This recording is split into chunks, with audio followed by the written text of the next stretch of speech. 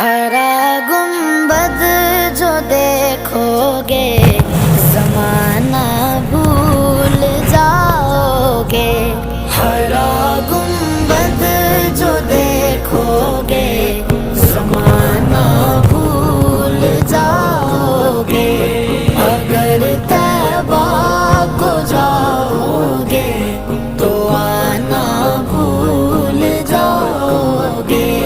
ना इतराओ ज़ियादा चांद तारों अपनी रंगत पर। ना इतराओ ज़ियादा चांद तारों अपनी रंगत पर। मेरे आका को देखोगे चमकना भूल जाओगे।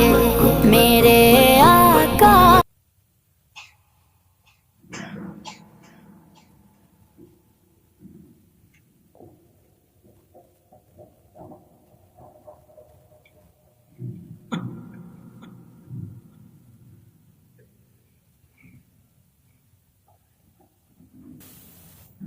তাহলে ভাই আমরা কি বুঝলাম?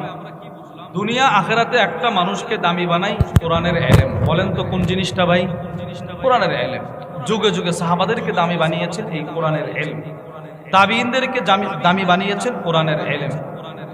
আমাদের যত উলামা ইকরাম যিনারা আমাদের পূর্বসূরি ছিলেন, আজকে চলে গেছেন, এদেরকেও মৃত্যুর পরেও অমর করে রেখেছে এই কোরআনের ইলম। এই জন্যে নিজে এই ইলমের সাথে সম্পৃক্ত থাকা, যদি নিজে না পারি সন্তানকে রাখা, বাদ বাকি নিজে চেষ্টা করা নিজে। আমরা সিলেট গেছিলাম, সিলেট এক মাহফিলে। ওখানে গিয়ে দেখি যুবকদের এক জামাত, এরা ইশারের নামাজের পরে ইমাম সাহেবের কাছে কোরআন তেলাওয়াত ছিল। যার যে কর্মব্যস্ততা সব এশারের আগে শেষ, এশারের পরে সবাই শুধুই মাত্র কোরআন শেখার জন্য চলে আসে। এই জন্য কোরআন শেখার চেষ্টা করা। আল্লাহ আমাদের সকলকে কোরআনের এই দামি ইলম আমাকে আপনাকে সকলকে অর্জন করার তৌফিক দান করেন। আমরা যারা কোরআন ছোটবেলায় শিখতে পারি নাই, এটা শেখার কোনো বয়স নাই, তখন আপনি শিখতে পারেন। এই আপনাদের জন্য এই মাদ্রাসা, আপনার ছেলের জন্য এই মাদ্রাসা। হাদিসে পাকে আছে, আল্লাহর রাসূল বলেন, আল মাহিরু বিল কুরআন মা'আস সাফারাতিল কিরামিল বারারা।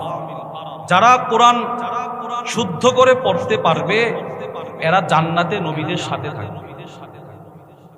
আর ওয়াল্লাযী ইয়াকরাউল কুরআন ওয়া ইয়াতাতা'তা আলাইহি ওয়া হুয়া